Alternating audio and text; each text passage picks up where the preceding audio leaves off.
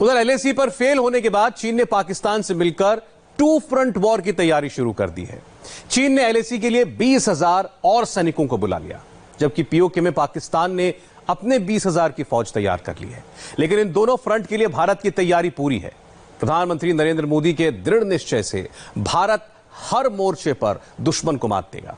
भारत की तैयारी हर दुश्मन से लड़ने के लिए पुख्ता है। रूस से MiG-29 और सुखोई की नई डील इसी तैयारी का हिस्सा है।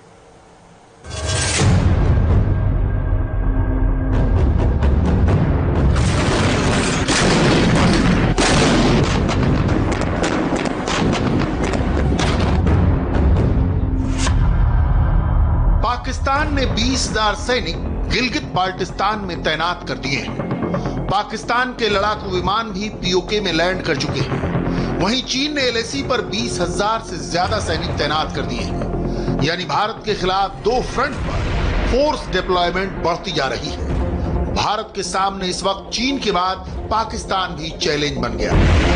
इंडिया टीवी को इस बात की जानकारी मिली है कि पाकिस्तान चीन के इशारे में इस समय अपने सैनिकों का रीडिप्लॉयमेंट कर रहा है और साथ में लाइन ऑफ कंट्रोल के साथ साथ इंटरनेशनल बॉर्डर पर जो भी हरकत हो रही है उसके पीछे कोई और नहीं बल्कि चीन पूरी तरह से जिम्मेवार है।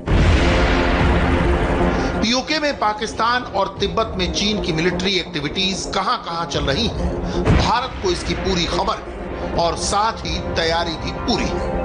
भारतीय सेना और वायुसेना अपने अलग अलग सर्विलांस सिस्टम के जरिए लाइन ऑफ कंट्रोल के साथ साथ पाकिस्तान एयरफोर्स के बेस कादरी जो कि स्कार्दू के अंदर है उसकी भी निगरानी कर रहा है, क्योंकि जानकारी इस बात की मिली है कि चीन अपने लड़ाकू विमान का इस्तेमाल इस एयरबेस के जरिए कर सकता है।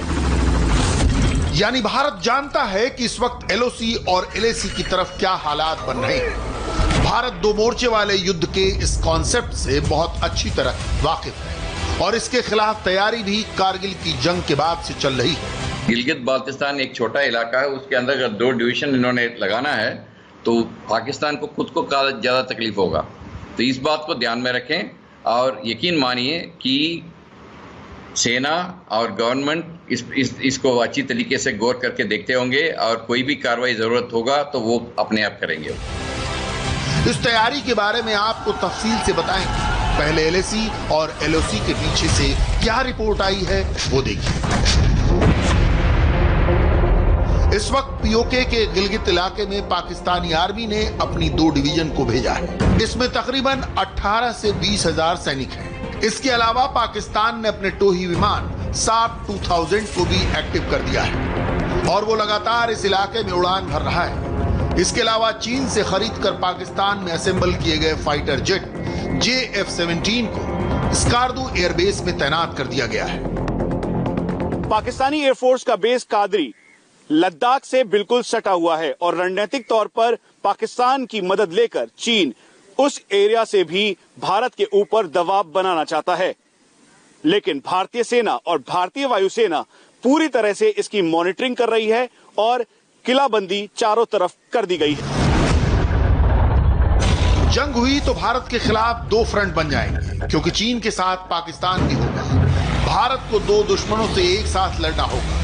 ये 2 फ्रंट सिनारियो क्या है, भारत इससे कैसे डील करेगा? ये इस प्रकार का जो सोच विचार है वो कंटिजेंसी प्लानिंग कहा जाता है। हर कंटिजेंसी जो है ये वर्कआउट किया जाता है, ऑलरेडी वर्कआउट हो चुका है इन चीजों के बारे में। हमारे चीफ्स जो हैं काफी टाइम से कह रहे हैं कि 2 फ्रंट वॉर का पॉसिबिलिटी है, तो मतलब जो हम लोग निकाल सकते हैं उसके और निकालना चाहिए कि जब वो कह रहे हैं तो उन्होंने जरूर प्रबंध की होगी 2 फ्रंट वॉर का सिचुएशन के लिए। तो जैसे जनरल साहब कह रहे थे, मेरे ख्याल से कोई इस पे डरने की बात नहीं है, तैयारी तो होगी जरूर और इसमें मेरे ख्याल से पाकिस्तान को काफी सबक मिलेगा। चीन और पाकिस्तान अगर मिलकर भारत के खिलाफ लड़े तो मोर्चे देख लीजिए। ये जंग हिमालय के पहाड़ों पर होगी। लद्दाख से लेकर हिमाचल और उत्तराखंड पर वॉर थिएटर बनेगा। सिक्किम और अरुणाचल में भी फ्रंट खुल जाएगा। ये युद्ध एलओसी पर भी होगा। ये जंग पंजाब के बॉर्डर पर भी होगी। ये जंग राजस्थान से लगे रेतीले बॉर्डर पर होगी और गुजरात से लगा कच्छ वाला इलाका भी फ्रंट बनेगा। पाकिस्तान ने पीओके के मंगला इलाके में तैनात अपनी पहली स्ट्राइक कोर और मुल्तान में दूसरी स्ट्राइक कोर को एक्टिव कर दिया है। इसके साथ पीओके में तैनात उसकी 10वीं कोर, जिसका मुख्यालय रावलपिंडी में है, वहां गतिविधियां बढ़ गई हैं। जबकि एलएसी की दूसरी तरफ चीन ने 2 डिवीजन यानी 20,000 से ज्यादा सैनिक अक्साई चीन के आसपास तैनात किए हैं, जबकि 10,000 सैनिक रिजर्व में हैं और वो 48 घंटे के नोटिस पर एलएसी तक पहुंच सकते हैं। चीन ने एलएसी के पास अपने होतान एयरबेस, काशगर, अंगारी, लहासा और शिगात से मिलिट्री बेस पर अपने फौजियों और विमान की तैनाती बढ़ा दी है। लेकिन चीन के लिए हिमालय का फ्रंट सबसे बड़ा चैलेंज रहा है, क्योंकि तिब्बत की भौगोलिक स्थिति बहुत अलग है। यहां फोर्स डिप्लॉयमेंट बराबर बनाए रखना आसान नहीं। चाइनीज हमेशा मैसेजिंग को समझते हैं, एतबार नहीं, मैसेजिंग, कि हमारे भी अभी मिरर डिप्लॉयमेंट यहां पर है, अगर आप कुछ करेंगे तो हम क्षमता रखते हैं कि हम भी करेंगे। 4000 से 5000 मीटर की ऊंचाई पर बड़ी फौज को रखना चीन जैसे देश के लिए भी मुश्किल है। इतनी बड़ी फौज के लिए रसद पहुंचाना आसान काम नहीं। सेना में इसे कम्युनिकेशन या सप्लाई लाइन कहा जाता है। किसी भी जंग में इसके टूटने का मतलब है उस फौज की हार। इसीलिए बैकअप के लिए चीन अब पाकिस्तान की मदद चाहता है। उसने पाकिस्तान से कहा है कि वो अपने एयर स्पेस में आक्रामक हो जाए। उसने पाकिस्तान की आर्मी को एक्टिव होने को कहा है। इसे अंग्रेजी में फुल फ्लेजेड 2 फ्रंट वॉर कहते हैं और ऐसे हालात में भारत को 2 देशों के खिलाफ एक साथ लड़ना होगा। पाकिस्तानी एयरफोर्स और पाकिस्तानी आर्मी ने इस समय लाइन ऑफ कंट्रोल के साथ साथ इंटरनेशनल बॉर्डर पर अपना डिप्लॉयमेंट इंक्रीज किया है। यहां तक कि पंजाब के ठीक सामने पाकिस्तान का नरोवाल इलाका लगता है। यहां पर काफी ज्यादा एयर एक्टिविटी के साथ साथ पाकिस्तानी आर्मी की हलचल देखी गई है। तैयारी कितने बड़े पैमाने पर चाहिए और क्या हम इसके लिए रेडी हैं? भारत ये बहुत अच्छी तरह जानता है कि 2 फ्रंट वॉर के हालात में सेना को बहुत बड़े दायरे में मोबिलाइज करना होगा, यानी बॉर्डर तक अपनी फौज को पहुंचाना होगा।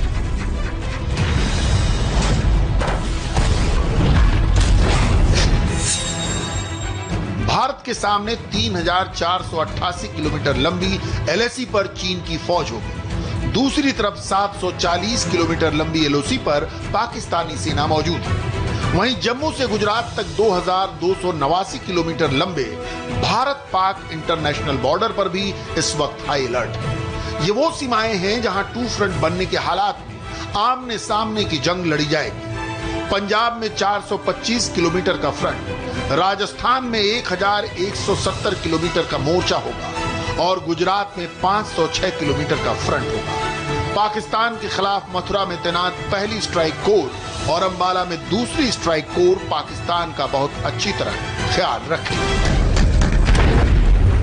2019 के आखिर में भारतीय सेना ने राजस्थान में स्ट्राइक कोर के साथ एक बहुत बड़ा युद्धाभ्यास किया, जिसमें आर्टिलरी और स्पेशल फोर्स के साथ हवाई हमले की भी प्रैक्टिस की गई थी। ये वॉर एक्सरसाइज 2 महीने चली और इसका पूरा फोकस पाकिस्तान पर था। भारत की पोजीशन पाकिस्तान के खिलाफ हमेशा मजबूत रही है, लेकिन 2 फ्रंट होने पर फौज का ध्यान चीन के खिलाफ एलएसी पर इस बार ज्यादा होगा।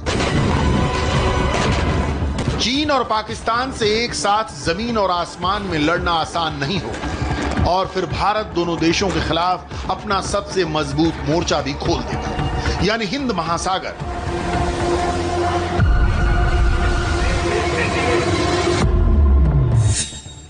अरब सागर से लेकर बंगाल की खाड़ी तक नौसेना के जहाज पहरा बैठा देंगे। भारत अरब सागर में पाकिस्तान के पूरे सी ट्रैफिक को ब्लॉक कर देगा और इस तरह चीन के टैंकर और बड़े जहाज भारत के करीब से नहीं गुजर पाएंगे। ये चीन और पाकिस्तान के खिलाफ भारत का पूरा नेवल ब्लॉकेड होगा। हिंद महासागर में इस वक्त ऐसे हालात बनते भी जा रहे हैं। नौसेना ने अपने कई जहाज तैनात कर दिए हैं। मुंबई और विशाखापट्टनम नेवल बेस में तैनात कई बड़े वॉरशिप इस वक्त हिंद महासागर में लगातार पेट्रोलिंग कर रहे हैं। ब्लू वाटर को डोमिनेट करने के लिए इंडियन ओशन में इस समय भारतीय नौसेना के वॉरशिप और सबमरीन्स को डिप्लॉय किया गया है। यहां तक कि चाइनीज पीएलए की नौसेना को मॉनिटर करते हुए इस समय पूरा सर्वेलेंस सिस्टम और एक-एक स्टेप की मॉनिटरिंग की जा रही है। इंडिया टीवी को इस बात की जानकारी मिली है कि भारतीय नौसेना के एल्बेट्रॉस, जिसे P-8I सर्विलांस एयरक्राफ्ट कहते हैं, दरअसल वो इस समय पूरे एरिया की मॉनिटरिंग कर रहा है। सन 1948 से लेकर अब तक भारत ने छोटे बड़े 5 युद्ध लड़े। इनमें से किसी में दुश्मन 2 मोर्चों पर नहीं था।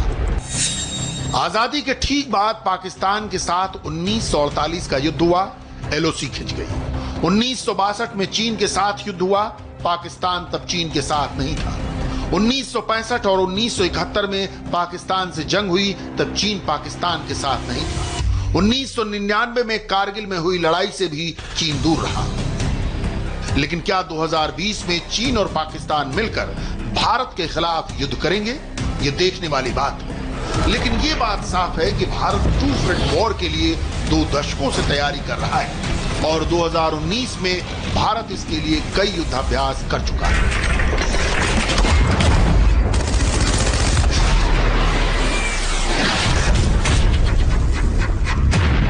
पिछले सितंबर-अक्टूबर महीने से लेकर अभी तक भारतीय सेना हाई ऑल्टीट्यूड एरियाज में लगातार एक्सरसाइज करती आई है। सबसे पहले एक्सरसाइज चांगथांग, जो कि ईस्टर्न लद्दाख में हुई, उसमें करीबन 10,000 सैनिकों ने हिस्सा लिया। इसमें भारतीय सेना के high altitude warfare, mountain strike course और इन्फेंट्री के जवानों के साथ साथ मैकेनाइज्ड इन्फेंट्री का पूरा जो दस्ता था मौजूद था। यहां तक कि हाई ऑल्टीट्यूड ईस्टर्न लद्दाख के इलाके में भारतीय सेना के T-90 Bhishma tank, T-72 Ajay tank, artillery guns और M777 जैसे आधुनिक गन को डिप्लॉय किया गया। उसके साथ साथ एयर सपोर्ट के तौर पर कॉम्बैट एयर पेट्रोल करते हुए भारतीय वायुसेना के लड़ाकू विमानों ने भी इसमें पूरी तरह से हिस्सा लिया और एरिया डोमिनेंस किया। उससे पहले अरुणाचल प्रदेश में एक्सरसाइज हिमवीर, ये दोनों exercise line of actual control पे प्रॉपर मोबिलाइजेशन के साथ हुई, जो कि भारतीय सेना की